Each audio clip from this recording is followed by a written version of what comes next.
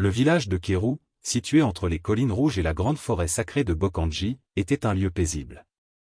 Les habitants y s'installent simplement, au rythme des saisons, du marché, et des cérémonies traditionnelles. Les anciens y régnaient en sagesse, et les jeunes y grandissaient dans le respect des coutumes.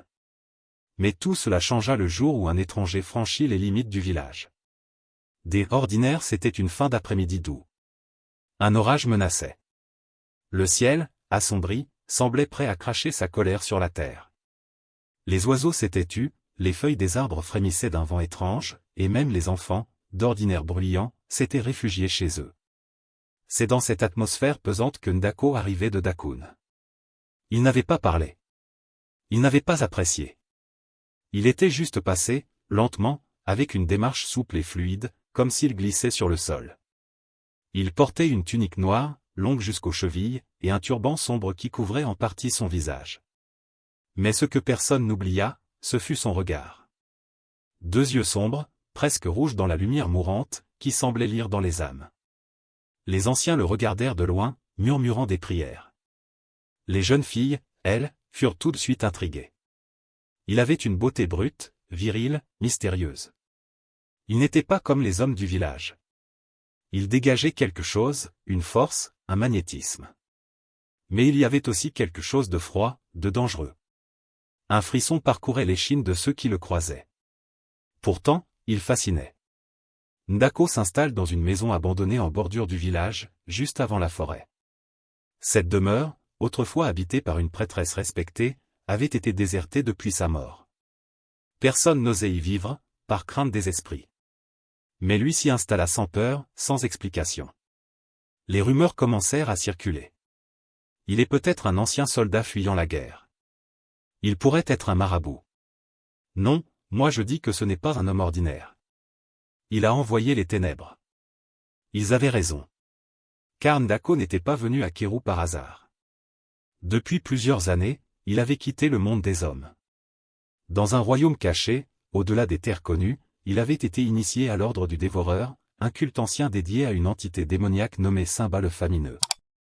Cet esprit, autrefois enfermé par les anciens, s'était nourri de la faiblesse des hommes pour retrouver sa puissance. Et Ndako était devenu son serviteur le plus fidèle.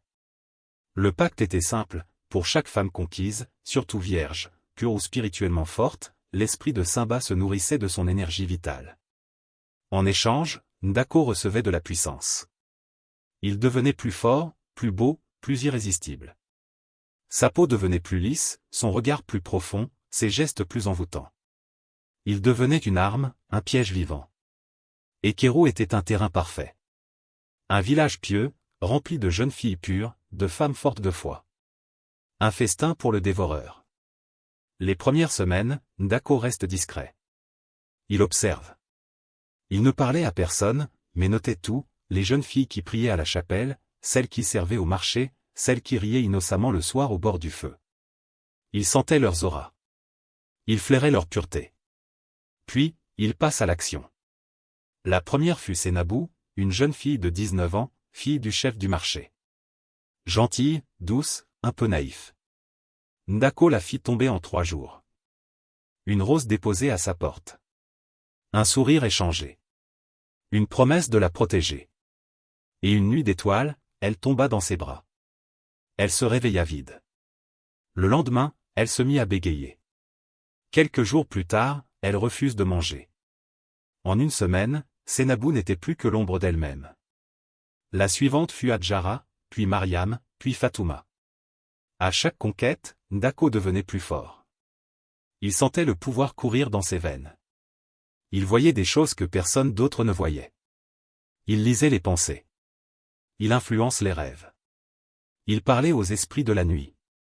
Simba le félicitait à chaque rituel, chaque offrande de chaise. Mais l'appétit du dévoreur était grandiose. En plus, il m'en faut plus. Des femmes de prière. Des femmes de foi. Donne-moi leurs âmes, et je ferai de toi un roi parmi les hommes. Ndako se mit alors à viser plus haut, les filles des catéchistes, les jeunes femmes qui chantaient dans les chœurs, les vierges silencieuses qu'on disait intouchables. Il devenait plus audacieux, plus confiant. Mais quelque chose changeait. Les anciens commencèrent à remarquer les signes. Trop de jeunes femmes tombaient malades sans cause. Certaines avaient des crises inexplicables. D'autres se plaignaient de cauchemars constants, d'ombres dans leur chambre, de sensations d'étouffement la nuit. Un vent mauvais soufflait sur Kérou. Le vieux Tamba, le plus ancien devin du village, consultait les cauris et les feuilles. Ce qu'il vit le fit trembler. Un dévoreur est parmi nous. Et il prend racine. Si nous ne l'arrêtons pas, il fera de ce village un cimetière d'âmes. Mais qui l'écoutait encore? On disait qu'il était sénile. Que ses visions étaient des contes pour effrayer les enfants. Pendant ce temps, Ndako continuait sa moisson. Jusqu'au jour où un rêve étrange vint le troubler. Il se tenait au sommet d'une montagne noire. Autour de lui, les femmes qu'il avait conquises étaient là, enchaînées, les yeux vides. Elles le suppliaient. Il riait. Puis, dans le ciel, une lumière descendit. Une lumière blanche, pure, brûlante. Et une voix retenue. Elle approche. Elle portera mon feu. Elle te brisera. Ndako se réveilla en sueur. Pour la première fois, il avait peur. Il essaie d'ignorer le rêve. Il en parle à Simba lors d'un rituel nocturne. Mais l'esprit lui confirme. Elle est en route. Une étoile de prière. Elle peut défaire ce que nous avons bâti. Mais tu peux la retourner, si tu es habile. Prends-la, avant qu'elle ne te prenne. Alors Ndako recommande à Observateur. À chercher. Où était cette lumière? Il ne savait pas que, à quelques jours de marche, une jeune femme du nom d'Amina faisait ses bagages pour venir vivre à Kérou, chez sa grand-mère malade. Elle ne le savait pas encore, mais elle marchait vers sa destinée. Et Ndako, lui, allait bientôt rencontrer la seule femme qu'il ne pourrait ni séduire, ni briser, ni consommer. 3 semaines après les étranges événements ayant bouleversé Kérou, un vent nouveau souffla sur le village. Une lumière douce, presque imperceptible, accompagnait chaque pas de Amina, une jeune femme de 23 ans, arrivée depuis la ville pour s'occuper de sa grand-mère malade. Fille unique d'un pasteur défunt et d'une mère diaconesse, Amina avait grandi dans la prière, l'adoration, et la discipline spirituelle. Elle ne parlait que lorsqu'il le fallait, ne riait que sincèrement, et ne baissait jamais les yeux face à l'adversité. Sa venue à Kérou semblait anodine, mais dans le monde invisible, sa présence était ressentie comme un cataclysme. Dès qu'elle franchit les frontières du village, Ndako ressentit un changement. Il se trouvait alors dans sa chambre, en train d'écrire de nouveaux symboles de pouvoir dans un grimoire noirci par les flammes. Soudain, sa main trembla. Une sueur froide coula le long de sa tempe. Il se leva, ouvrit la fenêtre, et respira profondément. Un frisson glacial traversa son corps. Il siffla doucement. Elle est là? Cette sensation, il ne l'avait jamais connue. D'ordinaire, il flairait la peur, la naïveté, les blessures intérieures. Mais là, il sentait une force contraire. Quelque chose de pur, de brûlant. Une lumière intérieure si forte qu'il en avait mal aux yeux, sans même l'avoir vue. Amina, elle, ne connaissait rien de Ndako. Du moins pas encore. Elle passait ses journées à soigner sa grand-mère, à cultiver un petit jardin et à lire sa Bible sous le grand baobab du village. Le soir, elle priait longtemps, souvent en chantant doucement des psaumes. Sa voix, cristalline, portait dans le vent. Les anciens disaient: cet enfant est un baume pour l'âme. Elle est bénie. Mais Ndako l'observait dans l'ombre. Il la vit pour la première fois un mardi matin, au puits central. Elle portait une robe bleue, modeste mais gracieuse, et aidait une vieille femme à remplir ses jarres. Son rire était discret, mais sincère. Ses gestes, délicats. Ndako sentit son cœur se contracter. Pas de désir charnel cette fois. Quelque chose d'autre. De l'étonnement? De la confusion? Ou de l'admiration? Il la suivit discrètement durant plusieurs jours. Chaque fois qu'il tentait de l'approcher, quelque chose le retenait. Une force invisible, comme un mur spirituel. Il se mit à rêver d'elle. Mais ses rêves n'étaient plus noirs. Ils étaient lumineux, déconcertants. Amina y apparaissait vêtue de blanc, tenant une épée de feu. Elle lui disait toujours la même chose. Tu n'es pas ce que tu crois être. Intrigué, mais fidèle à Simba, Ndako décida de la séduire. Il savait que ce serait difficile. Mais il avait toujours réussi, même avec les plus pieuses. Il prépara son approche comme une chasse, cadeau simple, regard calculé, question bienveillante. Mais Amina n'était pas dupe.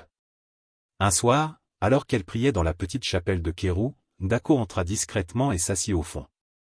Il resta là, silencieux, l'observant. Elle priait avec tant de ferveur que l'atmosphère changea. Il sentit l'air devenir plus lourd, comme si des anges remplissaient la salle. Il voulut se lever, mais ses jambes refusèrent de bouger. Elle s'arrêta soudain, tourna la tête lentement, et planta son regard dans le sien. Un regard perçant, doux mais implacable. « Pourquoi es-tu venu » demanda-t-elle calmement. Ndako ouvrit la bouche, mais aucun mot n'en sortit. Il se leva précipitamment et quitta les lieux. Son cœur battait fort. Il ne comprenait pas ce qui lui arrivait. Jamais une femme ne l'avait mis dans cet état. Cette nuit-là, il consulta son grimoire, traça des cercles de protection, invoqua Simba dans la forêt sacrée. Le démon surgit sous la forme d'un serpent de fumée noire. Tu l'hésites. Tu faiblis. Elle n'est pas comme les autres. Répondit Ndako. Tu dois la prendre. Elle est la clé. Elle est la seule capable de me détruire. Si tu l'éteins, nous serons invincibles. Mais dans le cœur de Ndako, un conflit grandissait. Il se souvenait de ses jeunes années, avant le pacte. De sa mère qui priait pour lui.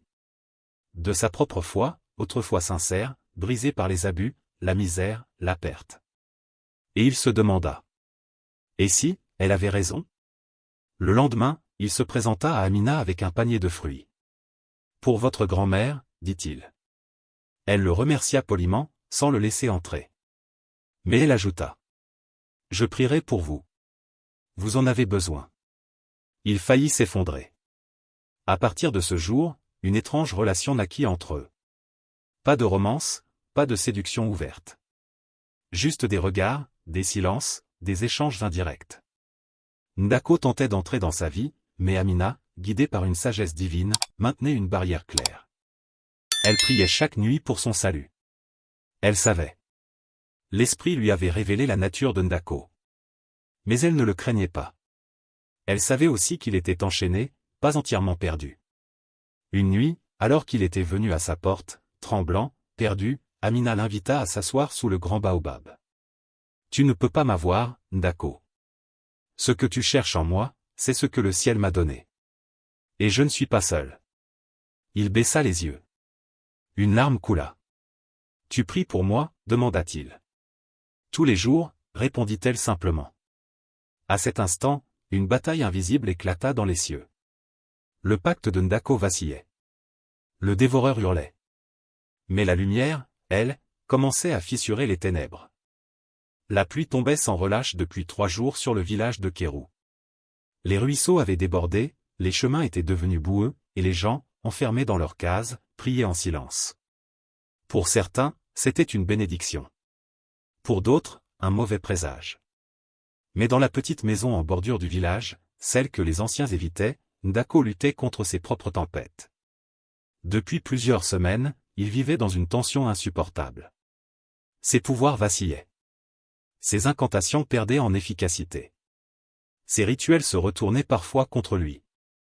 Son corps, autrefois rayonnant, semblait s'alourdir. Des cauchemars l'assaillaient chaque nuit. Et surtout, la voix de Simba, autrefois forte et dominante, devenait agressive, hystérique, incontrôlable.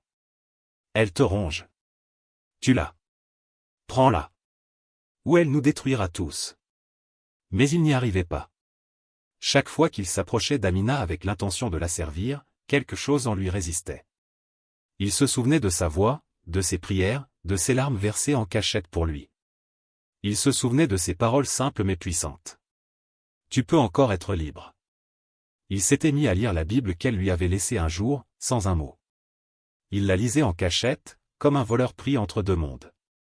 Et plus il lisait, plus le vide en lui se faisait sentir. Un vide que ni pouvoir, ni luxure, ni rituel ne pouvaient combler. Pendant ce temps, le village commençait à parler. Des jeunes femmes qu'il avait autrefois séduites retrouvaient peu à peu leur force. Certaines, aidées par les prières d'Amina, témoignaient d'avoir vu en rêve des chaînes tomber de leur corps. L'atmosphère de Kérou changeait. Mais pour Ndako, le conflit intérieur devenait insupportable. Un soir d'orage, il s'enfonça dans la forêt sacrée. là où il avait fait son tout premier pacte. Il appela Simba. Le démon apparut dans une explosion de feu noir, plus furieux que jamais. Tu étais mon fils. Mon élu. Et tu doutes? Tu choisis une femme et ses prières? Tu trahis le sang, la force, l'obscurité? Je ne veux plus de toi, murmura Ndako, les yeux humides. Simba hurla, son corps se déformant en une masse de visage torturé. Il tendit une griffe et marqua le torse de Ndako d'un symbole brûlant. Alors meurs avec elle. Ndako s'effondra. Son corps tremblait. Il saignait du nez, des oreilles. Le pacte était brisé, mais la dette restait. Il retourna au village en titubant. Le cœur battant. Les forces l'abandonnaient. Il savait que désormais, il était une cible, traqué par les esprits qui l'avaient longtemps servi. Amina le trouva à sa porte, au petit matin. Il était inconscient, le visage pâle, les lèvres noircies. Sans hésiter, elle l'accueillit, le nettoya, le soigna. Pendant 3 jours, elle pria sans arrêt à son chevet, appelant la lumière divine à intervenir. La dernière nuit, alors que l'orage éclatait une fois encore, une ombre entra dans la maison, Simba, venu réclamer ce qu'il considérait comme sien. Amina se leva, la Bible dans une main, l'autre tendue vers l'esprit noir. Elle n'avait pas peur. Elle pria d'une voix ferme, autoritaire, emplie de foi. Esprit de destruction, tu n'as plus d'emprise ici. Par le nom puissant de Jésus, je te lie et te chasse. Tu n'as plus de pouvoir sur cet homme. La pièce trembla. Les murs gémirent. La flamme de la lampe s'éteignit. Simba hurla de rage. Il lança des flammes spirituelles vers elle, mais elles furent arrêtées net par un mur invisible de lumière. Tu n'as pas le droit, rugit-il. Le sang de l'agneau l'a déjà racheté. Tu es vaincu. D'un geste, Amina s'agenouilla, posa la main sur le front de Ndako, et pria plus forte encore. Une lumière aveuglante remplit la pièce. L'esprit poussa un dernier cri et disparut dans une explosion silencieuse. Quand Ndako se réveilla, il pleurait. Pour la première fois depuis des années, il se sentit léger. Vraiment humain. Pourquoi, demanda-t-il faiblement. Parce que l'amour véritable sauve, même les pires âmes, répondit-elle. Cette nuit-là, il renonça à tout. Il brûla ses grimoires, détruisit ses amulettes, et jeûna pendant 7 jours. Il demanda pardon à toutes les victimes, une à une. Certaines refusèrent. D'autres acceptèrent. Mais il ne chercha pas à fuir la conséquence de ses actes. Il s'engagea dans une vie de repentance, aidé par Amina et les anciens qui, voyant le changement, acceptèrent de l'accompagner. Kéro retrouva sa paix, mais resta marqué. Et Ndako, l'ancien dévoreur, devint un témoignage vivant que la lumière peut jaillir même dans les ténèbres les plus profondes. Les saisons passèrent, et avec elles, les stigmates de l'ancien Kéro commencèrent à s'effacer. Le soleil brillait plus haut dans le ciel, les récoltes étaient plus abondantes, et les enfants riaient à nouveau sans crainte dans les ruelles rouges du village. Mais au-delà de ces apparences, un profond changement s'était opéré, une renaissance spirituelle, portée par un homme que beaucoup avaient autrefois craint et méprisé. Ndako, l'ancien serviteur des ténèbres, vivait désormais dans une modeste case près de la rivière. Il s'était coupé les cheveux, avait détruit tous ses anciens objets occultes et portait en permanence un simple bracelet en corde tressée qu'Amina lui avait donné, symbole de sa nouvelle vie. Chaque jour, il se levait à l'aube, arrosait les jardins communautaires, aidait les veuves, priait avec les jeunes et enseignait les Écritures à ceux qui voulaient comprendre ce qu'était la vraie liberté. Certains habitants de Kéro restaient méfiants. Les blessures étaient encore fraîches. Quelques jeunes femmes qu'il avait autrefois soumises refusaient même de croiser son regard. Ndako ne leur en voulait pas. Il comprenait. Et il acceptait d'avancer pas à pas, sans jamais chercher à se justifier, mais en laissant la transformation parler d'elle-même. Amina, quant à elle, était devenue un pilier dans le village. Elle avait ouvert un petit centre de prière et d'accompagnement spirituel, où les jeunes filles pouvaient venir se reconstruire. Chaque matin, avant l'aube, sa voix s'élevait dans des louanges qui semblaient nettoyer l'air lui-même. Elle et Ndako travaillaient souvent ensemble, mais sans ambiguïté. Leur lien était profond, fraternel, basé sur une mission commune, apporter la lumière dans les coins les plus sombres des âmes. Un jour, alors qu'ils partageaient un repas sous le grand baobab, Amina dit : « Tu sais, le combat n'est jamais fini. Ce que tu as vaincu, d'autres en souffrent encore. » Ndako hocha la tête. Il savait. J'ai vu des villages entiers sous l'emprise des esprits. Des jeunes sacrifiés pour la richesse. Des enfants initiés dès l'âge de 10 ans. Je ne peux plus rester silencieux. Ainsi naquit leur projet, un centre itinérant de délivrance et d'éveil spirituel, qui irait de village en village, apporter la vérité, libérer les captifs, enseigner le pardon, la repentance, et la puissance de la prière. Ils partirent d'abord vers Bania, un village reculé où les habitants vénéraient un esprit serpent appelé Zomé. Là, Ndako parla devant une foule sceptique. Il raconta son histoire, sa chute, sa délivrance. Des pleurs s'élevèrent parmi les femmes. Des hommes baissèrent les yeux. Un vieux féticheur s'effondra, avouant que lui aussi voulait être libre. Amina pria, et des manifestations spirituelles se produisirent. Beaucoup furent libérés ce jour-là. De Bania à Sepou, puis jusqu'aux collines de Tombélé, leur passage laissait derrière eux un sillage de guérison, de délivrance, de réconciliation. Et pourtant, leur route n'était pas exempte d'opposition. À Makasso, un groupe de jeunes occultistes les attaqua spirituellement durant la nuit. Amina et Ndako prièrent sans relâche, et au lever du jour, plusieurs des assaillants vinrent à genoux demander la paix. Ils étaient fatigués, brisés, et séduits par la vérité qu'ils ressentaient malgré eux. Mais un jour, alors qu'ils étaient sur le point de rentrer à Kérou, une dernière épreuve vint les tester. Une nuit, Ndako fit un rêve étrange. Il se voyait jeune, innocent, jouant au bord de la rivière. Puis l'image changeait. Il se voyait adulte, vêtu d'un manteau sombre, tenant la main d'un enfant aux yeux vides. Une voix lui disait : « Tu dois pardonner à celui qui t'a brisé. Sinon tu ne seras jamais totalement libre. » Il comprit. Son oncle. Celui qui l'avait initié à la sorcellerie, qui avait abusé de lui, qui l'avait manipulé dès l'enfance. Il vivait encore, reclus dans un autre village. Ndako décida d'aller le voir. Accompagné d'Amina, il se rendit à Kandji, un village froid, hostile, où les traditions occultes étaient encore très fortes. Son oncle, vieux, malade, fut surpris de le voir. Il s'attendait à la vengeance. Mais Ndako s'agenouilla devant lui. « Je te pardonne. Et je prie pour toi. » L'homme pleura. Et pour la première fois, il reconnut ses crimes. Ce jour-là, l'un des derniers liens d'oppression dans la vie de Ndako fut brisé. Ils revinrent à Kérou, fatigués mais en paix. Le centre spirituel était désormais reconnu dans toute la région. Des jeunes venaient de loin pour entendre l'histoire du serviteur des ténèbres devenu messager de lumière. On l'appelait désormais « témoin de grâce ». Le soir, lors d'une grande veillée au village, Ndako prit la parole une dernière fois. « J'ai vécu dans l'ombre. J'ai blessé, volé, détruit. Mais une femme a prié pour moi. Et Dieu, dans sa miséricorde, m'a arraché à l'abîme. Aujourd'hui, je ne suis pas parfait, mais je suis libre. Et vous pouvez l'être aussi. » Les chants s'élevèrent dans la nuit étoilée. Le vent dansait avec les palmes, comme un souffle d'approbation céleste. Leçon de vie. L'histoire de Ndako et d'Amina nous enseigne que nul n'est jamais trop loin pour être sauvé. Que même les plus corrompus peuvent être restaurés. Que la prière sincère, le pardon, et l'amour véritable ont le pouvoir de briser les chaînes les plus solides. La lumière ne fuit pas l'obscurité. Elle y entre, elle s'impose, et elle transforme. Et parfois, tout commence par une voix douce, priant dans la nuit, pour une âme perdue qui ignore encore qu'elle est aimée.